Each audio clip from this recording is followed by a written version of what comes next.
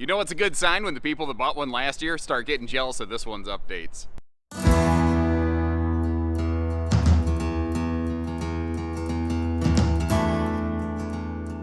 Hey everybody, Josh the RV Nerd from Bish's RV here in Coldwater, Michigan, hanging out with a very nicely updated 19FD Geo Pro. And at a glance, it just looks like a reprint of last year, but I actually think this is their single most enhanced and most improved in the entire Geo Pro lineup. Now, all those very popular, like crowd-pleasing features have all made a comeback, like the tire pressure monitoring system with the bigger tire package, the holding tank heaters, the double Asdel walls, the factory standard solar. That has actually been improved this year. You could double that as well, so if you want to bump this thing up to 400 watts of solar, you could do that either from the factory or aftermarket. We could take care of that. It still has that 1,000-watt inverter to be able to run all of the outlets in the RV if you want to do a little bit of untethered camping. All those good features are here. But what they did, they totally revised the bathroom. They basically flip-flopped the bathroom, and it is so much better than it was before. They actually basically copied Wolf Pup's version of this floor plan in the bathroom, and I think it's much better as a result. Far, far more counter space, and a huge cabinet in there. Still has the big vent fan, of course. The living room, you may notice all the wood tones, they were toned down slightly, a little bit more of a warm, welcoming, natural wood tone, not quite so sterile in your face or anything like that, you know. The bed also, it's still the same one-piece easy up-down Murphy bed system they always had, albeit more of a full size than a queen, so kind of keep that in mind. That might be a major point of consideration for folks, and that's the stuff I'm going to do for you in this video. Show you the good with the bad as we go. But they actually gave it a full pass-through now. You never could really walk around this bed in the first place, so they said, well, why not lean into that, and instead of trying to pretend it's a walk-around bed that it's not, they added little boxy things on either side of the sofa to create a full outside pass-through. This always lacked before. Then factor on little things like the rear receiver hitch that you have on the back of this, which, I mean, you want to put a small generator on it, bike racks, anything.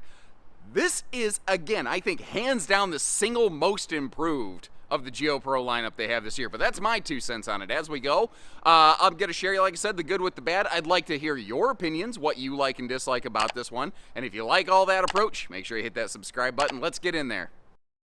Now, one of the things I like to do is I like to put you in what I call the driver's seat. I'll sit you in what is, I think, generally considered the primary, at least entertainment seating position, and give you a look around the RV. And that's actually where I wanted to start today, because you can see a couple of the updates right away, like that warmer, touched-up wood tone. It's not a massive shift from what they had before, but it is nice. And you notice how they move the TV around a little bit. Instead of being on that funky little kind of half swing arm up top, they maximized the cabinet space and they brought the TV down a little bit. Now, for the most part, this is a solo or couples camper. Theoretically, could somebody be sitting in the dinette bench directly in front of that? Sure, yeah, absolutely. But for the most part, I think you'll have 1 or 2 people sitting here in the Murphy sofa or laying in bed, or you can have somebody sitting over here in the dinette out of the way. Now, obviously, if they're on that side of the dinette and someone's on the other side of the sofa, yes, it can be a problem. But my point is, for how I think you're going to use it, generally speaking, Obi-Wan Kenobi, did you see how the Force lit that thing up? I think it's fine. They've updated the command panel here. That's they call it WeRV, but that's basically LCI 1 control. That panel looks familiar, well, it should. Cherokee's been using that for a while, and the panel seems to be working very good. We don't have a lot of those in for service problems. Decent campsite window coverage. You see that you do have a full shade in the privacy door. It's one of those little details I call Rockwood doing Rockwood things. They've actually been doing it longer than just about anybody. Now, if you want to learn more about the construction of these, check the links in the video description, assuming I don't forget to put it in there. You'll actually get to see a GeoPro factory tour that I recorded. And one of the more interesting aspects of that is how they put this ceiling together. Basically, it's 2 vaulted laminated sections that meet and seam in the middle, but it's a seamless exterior skin, so you don't have to worry about one more seal to, keep protected and maintained or anything like that. That double vaulted ceiling, though, is one of the things, along with the double Asdel, that really helps them keep the weight down on this, although these have gained a lot of weight over the last couple years. because you've got a 6.5-foot apex on that vault. The walls are 6'1", but for the most part, it won't matter. When we get to the shower, though, I've got a couple little things to showcase for you there. Now, like I said, they have maintained the easy one-piece up-down Murphy bed system. They still have those simulated cinema seat sofa incliners, and actually, let's take a little bit deeper look at everything that they're doing here. Using myself as a little bit of a point of reference, you can actually, get to see the how a American-sized adult kind of, fits and sits on this thing. Now, one of the things that I mentioned earlier is that this is more of a, say, full-size bed than a real queen.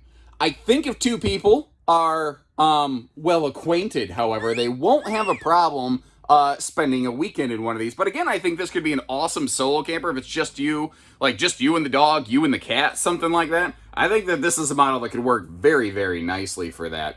Now, if you do need like a little guest sleeper space or a big dog sleeper, that dinette can fold down. We'll get to see that in just a minute. But one of the other cool things about that you can't really see is the dinette is all welded aluminum cage work. Anything that is load bearing in a Rockwood, like a bed platform, like the structure, like a dinette seat, they will build with a welded aluminum cage just to make sure it holds up long term, and everybody rejoice. I think it was last year they finally started adopting digital thermostats on these, which is very, very nice. Previously, the air conditioner controls were just knobs right on the AC unit, and the furnace was one of those old analog dinosaur style things, and they've updated everything to talk through kind of one command. Now, a couple details here.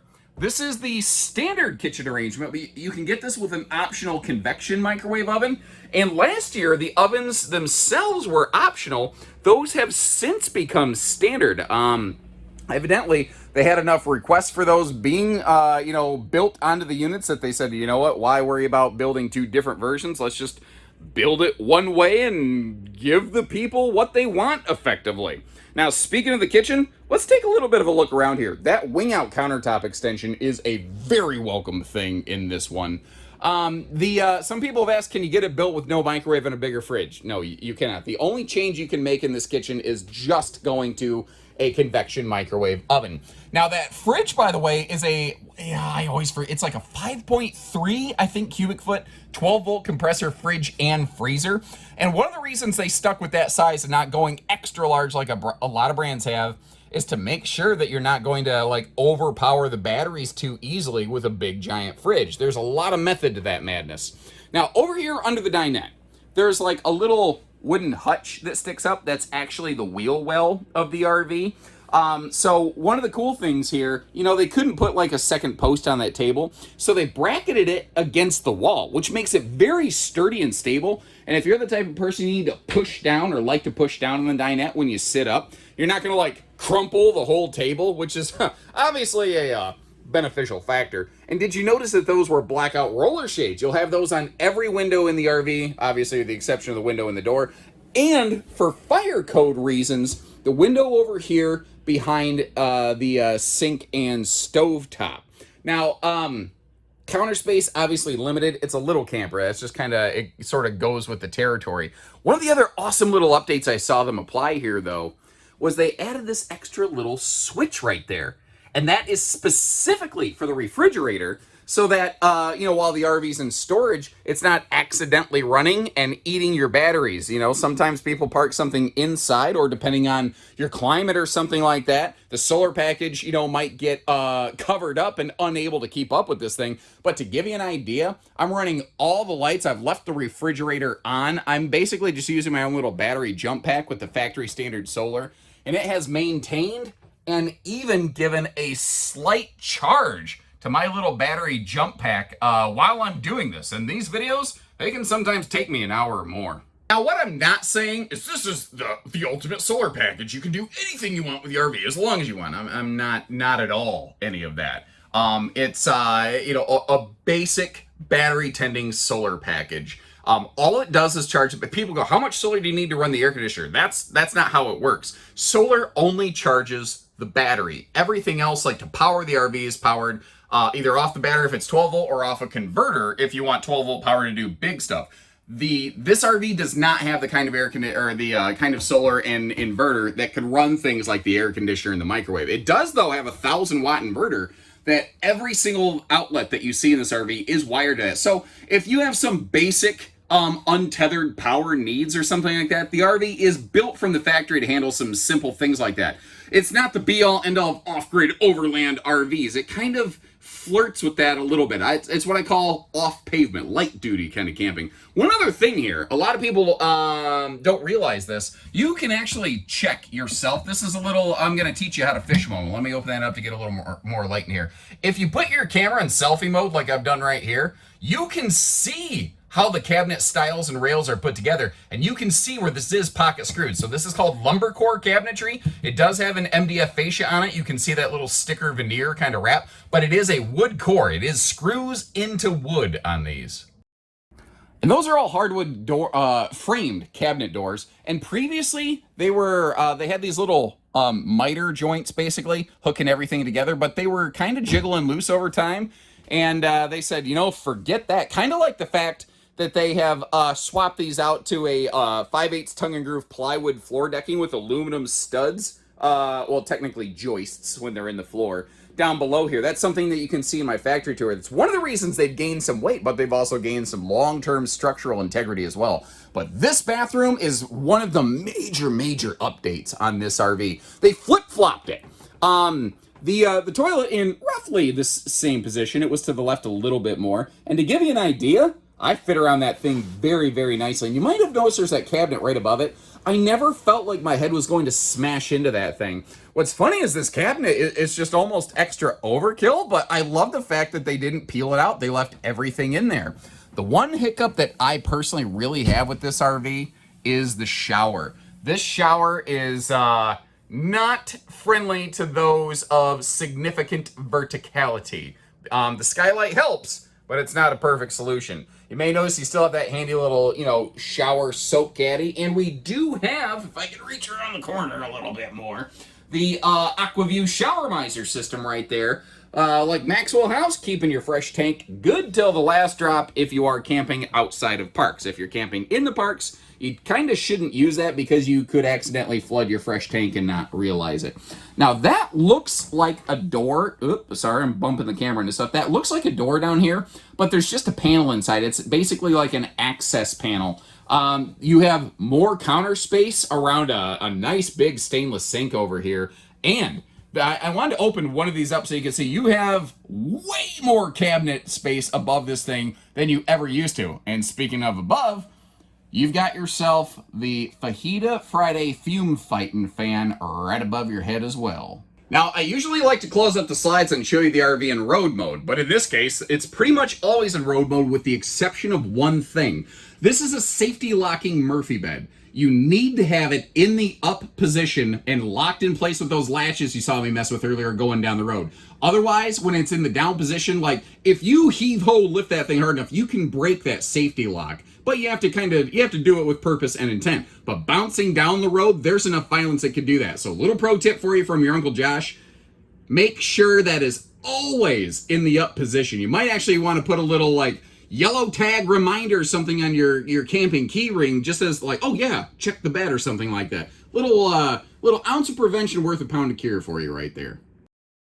All right, so what's it gonna take to safely tow this thing down the road? A lot of people shop only the dry weight. I don't encourage that. I encourage you to check the GVWR and see how that compares to your vehicle's tow capacity, because that means with full cargo, you can still be safe. So what that means in English, technically speaking, if you had, say, like a 4,500 pound tow capacity, you are technically legally safe. Now, safe and comfortable may not necessarily be the same thing.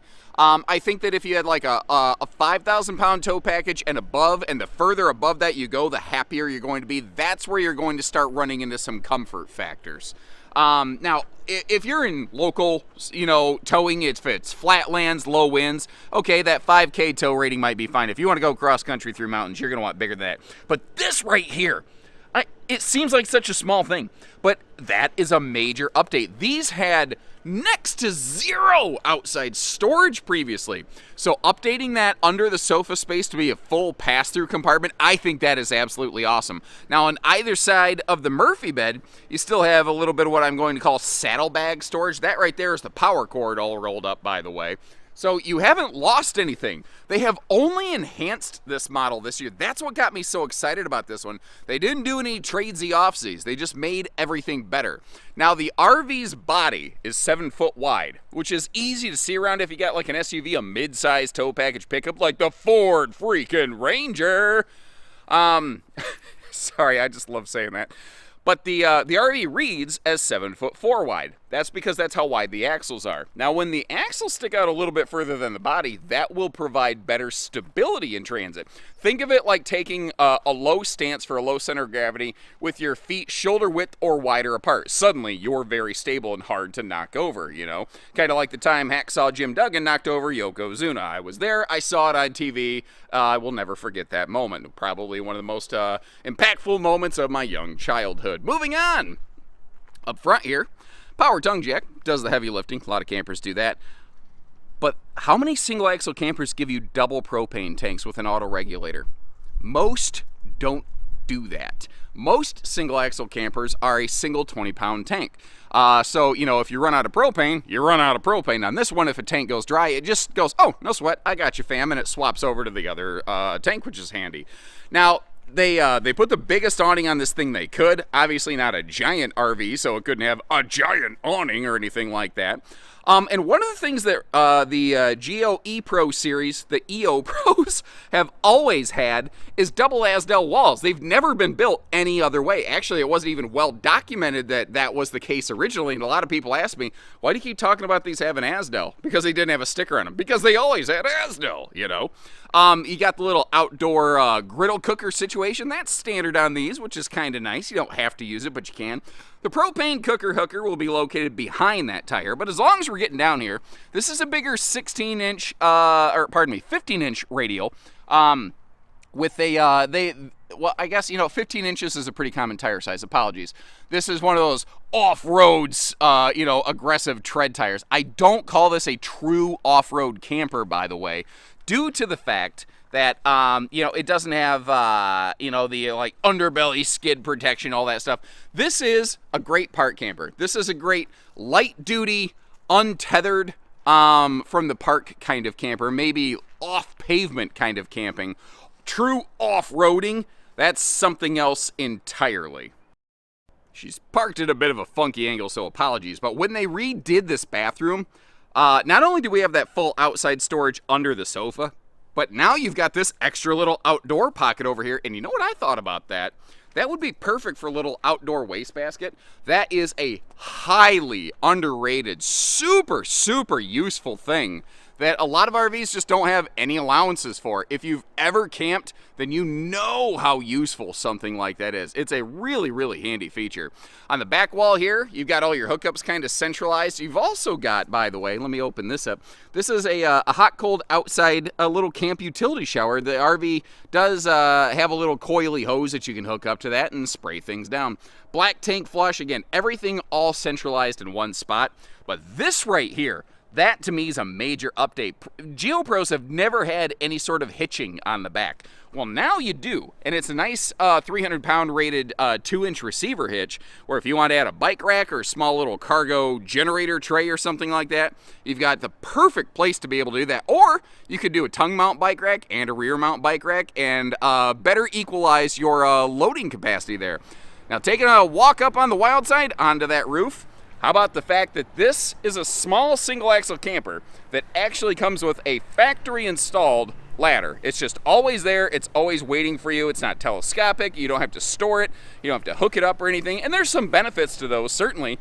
I do like just being able to climb right up the thing whenever I'm ready, though. Now, up top there, you've got that big vent fan cover. You may notice the low profile air conditioners are back. In the 22 season, they ran into some serious supply issues. That is all resolved, basically. There's no expectation of that being a problem this year. If you're curious, though, Call our team. It's always a good idea to trust but verify, for lack of a better explanation. And while we were up there, we also saw that solar package. Now, these have had a standard solar package longer than just about anybody else. Originally it was 100 watts, then it jumped up to 190. These are now standard 200 watt solar, and the controller will let you add a second or potentially even a third panel if you can find room for it up there. And people sometimes ask me, hey Josh, what's the difference between a Rockwood Geo Pro and a Flagstaff E Pro? Because they look exactly the same. Very good reason for that. They are exactly the same. Don't let somebody try to tell you anything other than that. Sometimes the place will try to tell you, well, the one that we carry, whichever member of the family we carry, happens to be the better one with more things for more money or whatever. That's bunk. They're made by the same people, the same materials, the same options, out of the same facilities. So, you know, that kind of candor and transparency I don't mind having. Even before I represented an RV group that carried both brands, I never shied away from that. I've never felt like I had to pull one over the eyes of somebody. I'd rather tell you what the RV is, what it isn't, and let you decide if it's the right one for you. Because if not, I mean, in Michigan alone, we have over 700 RVs on the ground, let alone the other 18 stores and growing that we have under our family-owned group here. So when you're ready, we're ready. No smoke, no mirrors, no hidden fees. We just put it all right out there for you. And if that sounds good, give our team a call when you're ready. I'll leave you a link in the video description to check for pricing and availability, whether you're shopping the Rockwood or the Flagstaff version, the Rockstaff family, as it were. And when you're ready, we're ready. Love to meet you. So take care, stay safe, have fun, and happy camping, everyone.